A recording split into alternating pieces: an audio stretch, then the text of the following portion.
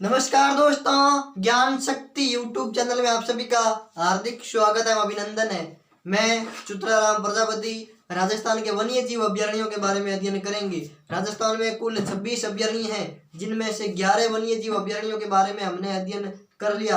आज 12वें अभ्यारण्य के रूप में धीरे धीरे अध्ययन करना शुरू करेंगे। तो शुरू करते हैं राजस्थान के वन्य जीव अभ्यारण्यों के बारे में। राजस्थान में वन्य जीव अभ्यारण्य, राजस्थान के संदर्भ में देखें तो एक अभ्यारण्य है माउंट आबू। कौन सा अभ्यारण्य है? 11 का अध्ययन कर लिया, आज 12वां शुरू करते हैं। अभ्यारण्य है माउंट आबू। माउंट आबू और माउंट आबू अभ्यारण्य है कहाँ पर? तो आंसर क्या बताओगे? राजस्थान का एक जिला पड़ता है सिरोही। सिरोही जिले में, सिरोही जिले में अभ्यारण्य कौन सा? तो आंसर क्या बताओगे? माउंट आबू। माउंट आबू सर्वाधिक ऊंचाई पर स्थित अभ्यारण्य है। सर्वाधिक ऊंचाई पर स्थित अभ्यारण्य, स्थित अभ्यारण्य। क्वेश्चन आ जाए कि सर्वाधिक ऊंचाई पर स्थित अभ्यारण्य कौन सा है, तो भी आंसर क्या? माउंट आबू। और माउंट आबू प्रसिद्ध किन के लिए है? प्रसिद्ध पूछे किन के लिए है तो बता देना, जंगली मुर्गे के लिए प्रसिद्ध है। जंगली मुर्गे के लिए प्रसिद्ध अभ्यारण्य कौन सा? तो भी आंसर क्या बताओगे? माउंट आबू। और माउंट आबू है कहाँ पर? है सिरोही में। इस अभ्यारण्य का क्षेत्रफल कितना है? तो आंसर क्या बताओगे? माउंट आबू अभ्यारण्य का क्षेत्रफल पूछे कि माउंट आबू अभ्यारण्य का क्षेत्रफल पूछे तो बता देना कितना? 326 वर्ग किलोमीटर। वर्ग किलोमीटर, वर्ग किलोमीटर। ठीक है, ठीक है, ये जानकारी ध्यान रखनी है। और यहाँ पर गुरु शिखर, माउंट आबू की सर्वोच्च चोटी है, वो भी इसी अभ्यारण्य में है। गुरु शिखर, गुरु शिखर इसी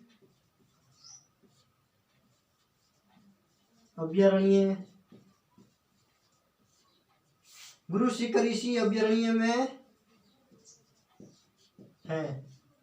ठीक है, और इस अभ्यारण्य को अभ्यारण्य का दर्जा दिया गया वर्ष 1960 में। कब दिया गया? 1960 में अभ्यारण्य का दर्जा दिया गया था। ठीक है, वापस सुनो, अभ्यारण्य का दर्जा, अभ्यारण्य का दर्जा। ठीक है, वापस सुनो। माउंट आबू वन्य जीव अभ्यारण्य के बारे में आपको इतनी सी जानकारी ध्यान रखनी है। क्या ध्यान रखनी है? माउंट आबू वन्य जीव अभ्यारण्य को वर्ष 1960 में अभ्यारण्य का दर्जा दिया गया। और माउंट आबू है कहाँ पर? तो राजस्थान में एक जिला पड़ता है सिरोही, वहां पर अभ्यारण्य है माउंट आबू। और सर्वाधिक ऊंचाई पर स्थित अभ्यारण्य पूछे तो भी आंसर माउंट आबू। और ये प्रसिद्ध किन के लिए है? तो जंगली मुर्गे के लिए प्रसिद्ध ये अभ्यारण्य है। और इस अभ्यारण्य का क्षेत्रफल पूछे तो बता देना कितना? 326 वर्ग किलोमीटर क्षेत्रफल में फैला हुआ अभ्यारण्य कौन सा? तो भी आंसर माउंट आबू। और गुरु शिखर इसी अभ्यारण्य में बेसिकली पड़ता है। स्क्रीनशॉट ले लो एक बार। ठीक है, ले लिया ना? अब देखते हैं अगला अभ्यारण्य। 12वां अभ्यारण्य हो गया। अब देखते हैं 13वां अभ्यारण्य। 13वां अभ्यारण्य, 13वां अभ्यारण्य है चंबल घड़ियाल अभ्यारण्य। चंबल घड़ियाल अभ्यारण्य, चंबल घड़ियाल अभ्यारण्य। इस अभ्यारण्य की, किसी भी अभ्यारण्य का पहले अध्ययन करता है तो उसकी अवस्थिति ध्यान होनी चाहिए, क्योंकि अभ्यारण्यों के संबंधित उसकी बेसिक विशेषता तो बाद में पूछते हैं, पहले उसकी अवस्थिति ध्यान होना जरूरी होता है। तो चंबल घड़ियाल अभ्यारण्य बेसिकली राजस्थान के साथ में तो सीमा लगाता ही है। राजस्थान, मध्य प्रदेश और उत्तर प्रदेश, इन 3 राज्यों की सीमा स्पर्श करती है चंबल घड़ियाल अभ्यारण्यों के लिए। और ये बेसिकली घड़ियाल के लिए प्रसिद्ध है। घड़ियाल मतलब मगरमच्छ के लिए प्रसिद्ध है। अवस्थिति पूछे तो क्या बताओगे? अविस्थिति, अविस्थिति पूछे तो बता देना कहाँ पर? अविस्थिति पूछे तो क्या बताओगे? अविस्थिति पूछे तो बता देना राजस्थान। मध्य प्रदेश, मध्य प्रदेश और उत्तर प्रदेश, उत्तर प्रदेश। इन तीन राज्यों में बेसिकली फैला हुआ अभयारण्य कौन सा? चंबल घड़ियाल अभयारण्य। और राजस्थान में किन किन जिलों में फैला हुआ है? तो आंसर क्या बताओगे? राजस्थान में फैला हुआ है कोटा, बूंदी, सवाई माधोपुर, सवाई माधोपुर, करौली, धौलपुर। ठीक है, इन जिलों में फैला हुआ है। वापस सुनो, चंबल घड़ियाल अभयारण्य बेसिकली चंबल नदी के पूर्व क्षेत्र के सारे फैला हुआ है, अर्थात राजस्थान के साथ तो सीमा लगाता ही इसके अलावा मध्य प्रदेश और उत्तर प्रदेश के साथ भी चंबल घड़ियाल अभयारण्य की सीमा लगती है। तो देखो राजस्थान के कौन कौन से जिले हैं? तो कोटा, बूंदी, सवाई माधोपुर, करौली और धौलपुर। इन जिलों के साथ फैला हुआ अभयारण्य है। इन जिलों में फैला हुआ अभयारण्य कौन सा? तो आंसर क्या बताओगे? चंबल अभयारण्य। और इसका क्षेत्रफल कितना है? तो बताओगे कितना? चंबल घड़ियाल अभयारण्य का क्षेत्रफल पूछे तो बता देना 274 वर्ग किलोमीटर, 274 वर्ग किलोमीटर, वर्ग किलोमीटर। ठीक है, इस अभयारण्य का क्षेत्रफल है 274 वर्ग किलोमीटर। और 1983 में वन्य जीव अभयारण्य का दर्जा दिया गया। 1983 में अभयारण्य का दर्जा, अभयारण्य का दर्जा, अभयारण्य का दर्जा। और प्रसिद्ध किन के लिए है? घड़ियाल के लिए प्रसिद्ध है, घड़ियालों के लिए प्रसिद्ध, के लिए प्रसिद्ध है। ठीक है, तो वापस सुनो, चंबल घड़ियाल अभयारण्य के बारे में आपको इतनी सी जानकारी ध्यान रखनी है। क्या ध्यान रखनी है? चंबल घड़ियाल अभयारण्य घड़ियालों के लिए प्रसिद्ध है। घड़ियाल मतलब मगरमच्छों के लिए प्रसिद्ध है। अब स्थिति पूछे तो राजस्थान के साथ में सीमा लगाता है कोटा, बूंदी, सवाई माधोपुर, करौली और धौलपुर जिलों में। और दो अन्य राज्य हैं मध्य प्रदेश और गुजरात के साथ भी चंबल घड़ियाल अभयारण्य अपनी सीमा साझा करता है। और इसका क्षेत्रफल पूछे तो 274 वर्ग किलोमीटर में फैला हुआ अभयारण्य चंबल घड़ियाल अभयारण्य। और 1983 में इसे अभयारण्य का दर्जा दिया गया था। स्क्रीनशॉट ले लो एक बार। ठीक है, अब देखते हैं अगला अभयारण्य। तेरे अभयारण्यों का अध्ययन कर लिए हैं, अब देखते हैं 14 अभयारण्य। ताल छापर वन्य जीव अभयारण्य,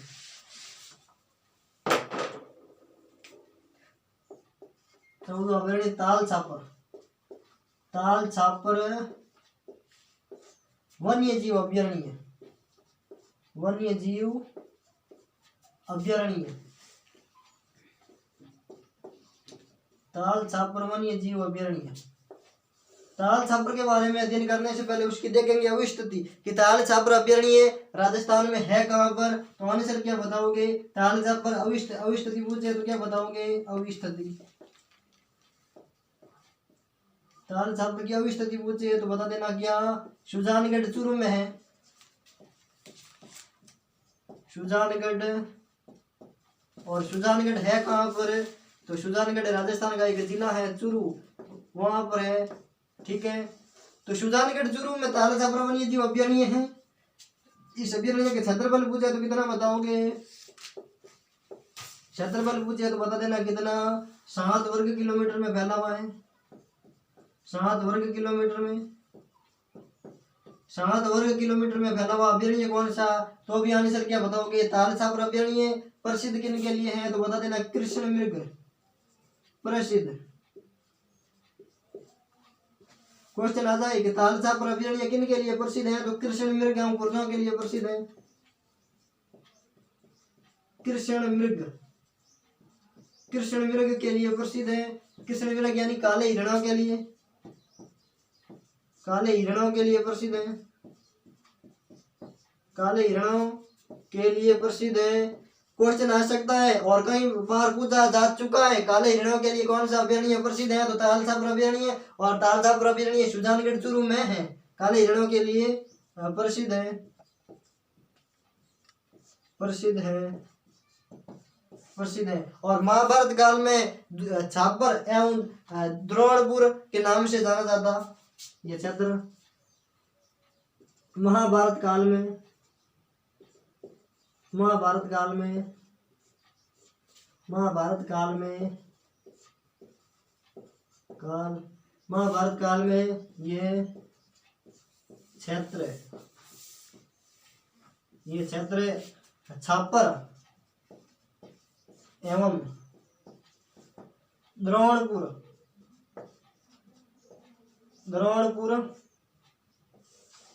छापर एवं द्रोणपुर कहलाता था। ठीक है, वापस सुनो। ताल छापर वन्य जीव अभयारण्य के बारे में आपको इतनी सी जानकारी ध्यान रखनी है। ताल छापर वन्य जीव अभयारण्य की अवस्थिति कहाँ है तो बता देना। सुजानगढ़ चूरू में है। यह अभयारण्य प्रसिद्ध किन के लिए है तो कृष्ण मृग अर्थात काले हिरणों के लिए प्रसिद्ध है। इसका क्षेत्रफल पूछे तो बता देना 7 वर्ग किलोमीटर में फैला हुआ अभयारण्य है। और महाभारत काल से भी इस अभयारण्य का संबंध है। इस जगह का ताल छापर का संबंध है महाभारत काल से। छापर और द्रोणपुर जगह या इनको पहले प्राचीन समय में कहा जाता था। ताल छापर अभयारण्य के बारे में इतनी सी जानकारी ध्यान रखनी है। स्क्रीनशॉट ले लो। ठीक है, अब देखते हैं अगला अभयारण्य।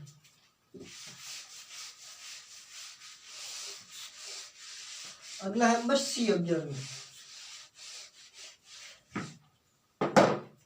15वां अभयारण्य बस्सी वन्य जीव अभयारण्य